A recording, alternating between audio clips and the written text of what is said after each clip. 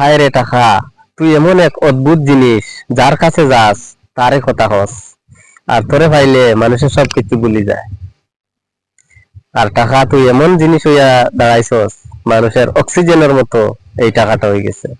আর আরেকটা কথা হইল গিয়া, ভাই অহংকার করিও না। আপনার কাছে যদি সয়ে টাকা পয়সা থাকে, অহংকার করিও না। কারণ হইল গিয়া অহংকারটা পতনের মূল। অহংকার যদি করিলেন আপনি, তাহলে আর শেষ। আর মাত হইল গিয়া, যদি কেউ কষ্টের মধ্যে থাকে, তারা দেখে হাসিও না, মুখ ঘুরাইও না।